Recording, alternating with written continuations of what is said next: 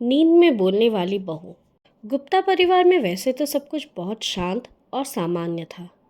परिवार में सब बहुत खुश थे क्योंकि गुप्ता परिवार के छोटे बेटे रोहन की शादी जो तय हो गई थी। देखते ही देखते शादी का दिन भी आ गया और बहुत धूमधाम से शादी भी हो गई। परिवार में लोग थे ज़्यादा और कमरे थे सिर्फ दो। एक कमरे में सास ससुर रहते और दूसरे कमरे में बड़े भाई और भाभी।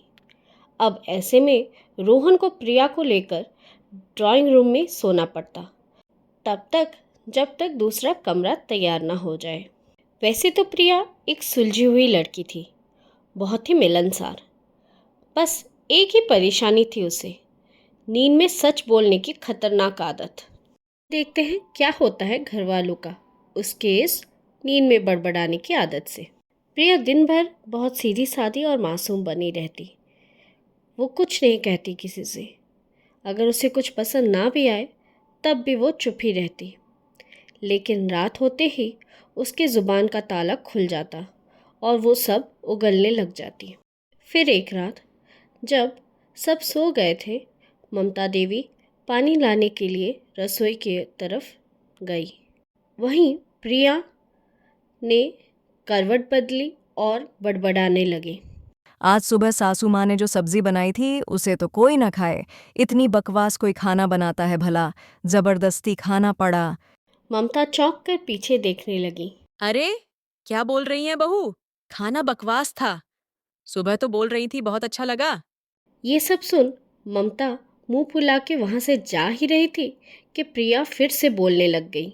रोहन कहते हैं कि वो रोज सुबह जिम जा रहे हैं, पर वो जिम नहीं बल्कि दोस्तों के साथ समोसा खाने जाते हैं। रोहन झटके से उठ गया। ये क्या बोल रही हो तुम प्रिया? मम्मी ऐसा कुछ भी नहीं है। अब समझ आया, जिम जाके भी तेरा वजन क्यों बढ़ रहा है। इससे पहले कि प्रिया और कुछ बोलती, रोहन ने उसे उठा दिया। अगले दिन ममता और रोहन गुस्से में थे और प्रिया को समझ में ही नहीं आ रहा था कि आखिर हुआ क्या। प्रिया, तुम्हें तो मेरे हाथ का खाना अच्छा नहीं लगता। ऐसी बात नहीं है माँ जी। झूठ मत बोलो। कल रात तुमने सब बोल तो दिया। प्रिया को समझ में आ गया कि उसने ज़रूर नींद में एक सच बोल दिया होगा। मुझे माफ कर दीजिए। आगे से ऐसा नहीं होना चाहिए। क्या सोचने लगी। अब तो कुछ भी हो जाए मैं नींद में कुछ नहीं बोलूंगी। पर क्या ही वो करती थी, तो वो आदत से मजबूर को। जब सब खा के सोने चले गए, प्रिया थोड़ा जल्दी ही सो गई और हर बार की तरह वो फिर बड़बड़ाने लगी नींद में। और इस बार वो इतना ज़ोर से बड़बड़ा रही थी कि सब उठ के हॉल में ही चले आए। माँ जी हर दोपहर आराम करने जा रही हूँ बोलकर पड़ोस वाली आंटी के घर जाके पकौड़े और चीनी वाली चाय पी के आते हैं। भैया जब भी बोलते हैं कि उन्हें ऑफिस में बहुत काम है, उन्हें काम नहीं होता, बल्कि वो अपने दोस्तों के साथ गपशप में देर कर देते हैं और घर आके डांट ना पड़े इसलिए ऑफिस का काम का बोलते हैं। भाभी कहती है कि उनके पास जो भी पैसे बचते हैं वो बैंक में रख देती हैं, लेकिन असल में वो ऑनलाइन शॉपिंग में सब खर्च कर रही हैं। ये सब सुन सब एक दूसरे की ओर देखने लगे और एक दूसरे से नज़रें चुराने लगे।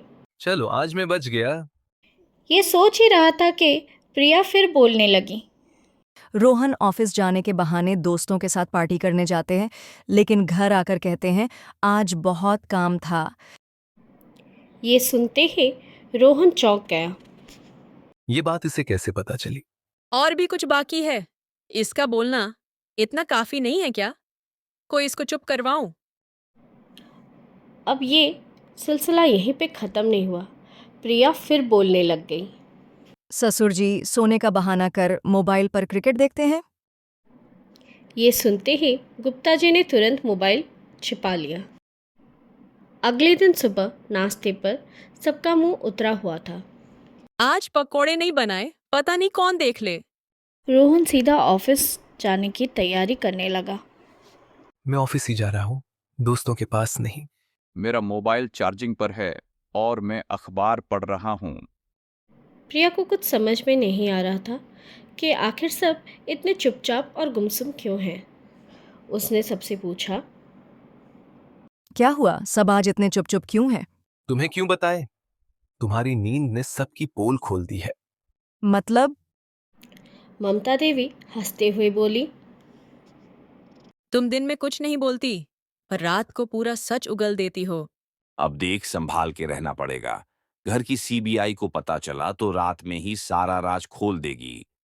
प्रिया को समझ में आ गया कि उसकी ये सच बोलने की आदत नहीं छूटने वाली और वो ऐसे ही नींद में बड़बड़ करने वाली है।